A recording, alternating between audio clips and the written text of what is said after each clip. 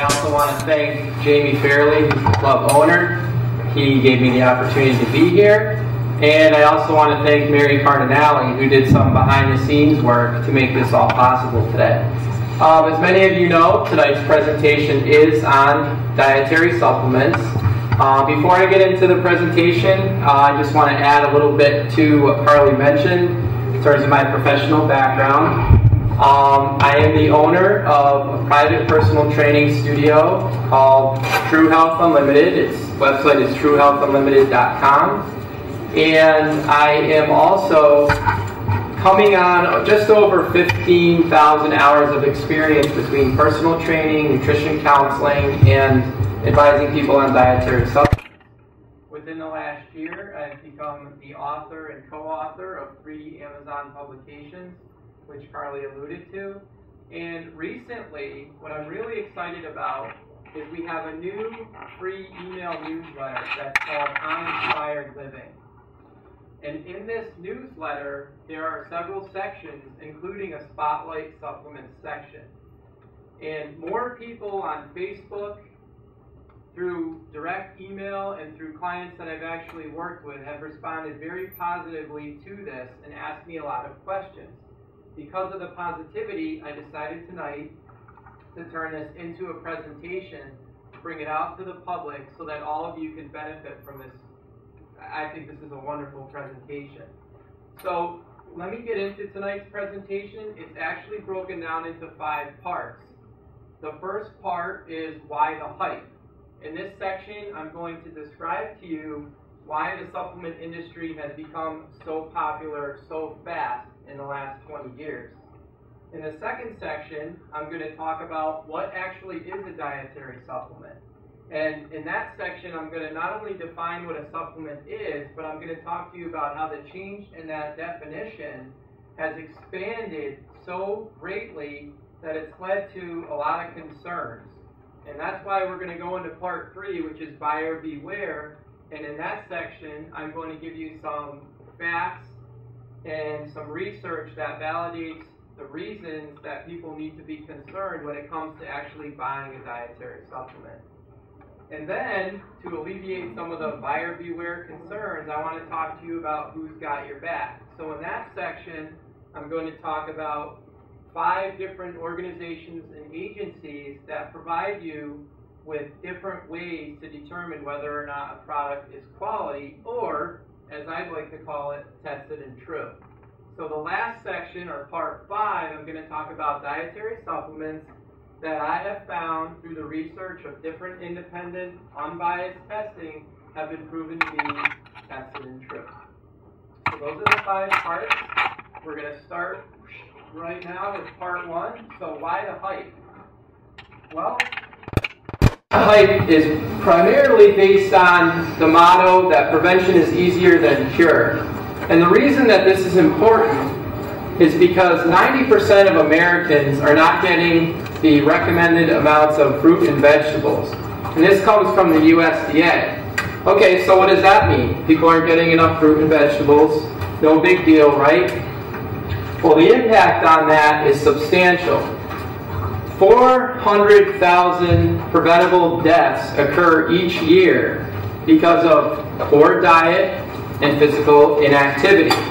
So that means 17% of all preventable deaths are related at some level to a poor diet. So people are looking to dietary supplements as a way to compensate for the poor diet. So that is part of the reason for the hype. The other reason, and you all could probably guess this one, they're very convenient. Whether it's a pill that you take in the morning, a drink that you take before breakfast, something that you take at night, whether it's a pill, a capsule, a powder, they're very convenient to use.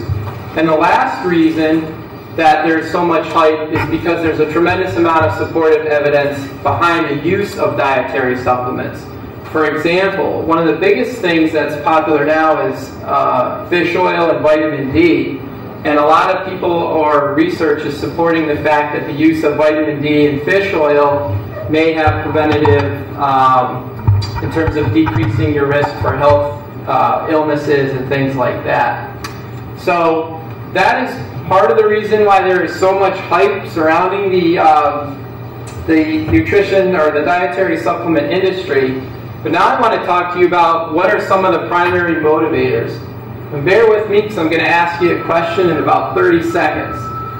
This particular study came forth about 10 years ago. And as you can see, the primary motivators for using dietary supplements were to feel better, to prevent somebody from getting sick, to get better when sick, increasing strength, sports, and weight management. But last year, Consumer Reports came forward with a new report, and can anybody guess what the top reason is for using a dietary supplement according to last year's Consumer Report? Yeah, Go ahead. Weight management. Yep. So what 10 years ago used to be way down here is now number one. Wow. Nice job. Anybody else gain what else was up there? I mean, not necessarily out here, but just in general. So you mentioned weight loss. Any other ideas? I see you pumping the arms over there. Yeah, that's actually, well, gain an edge in sports or the bedroom. So, yeah, I mean, pumping can be used multiple, you know, you got it. And then the last reason, people are calling like crazy. The last reason is, and maybe many of you know this, to avoid the use of prescription drugs, or offset them. So those were some of the biggest primary motivators 10 years ago. We just touched on some of the reasons that Consumer Reports talked about them now. And I just want to share some, personal experience. As a trainer and a nutritionist, I've had clients validate many of these. I have clients who use probiotics. Is anybody familiar with a probiotic? Okay, that's helping for digestion and immune. I have clients who, in fact, one today told me, make sure you tell people the sulfate form of glucosamine and chondroitin is what he uses, and it's helped him with his joints. He's 72. So the bottom line that I want to say here is there are a number of clients I've seen that substantiate the primary motivators. But one thing that's really interesting about this industry, it is not slowing down. In fact, this comes from Business Week. Anybody familiar with Business Week?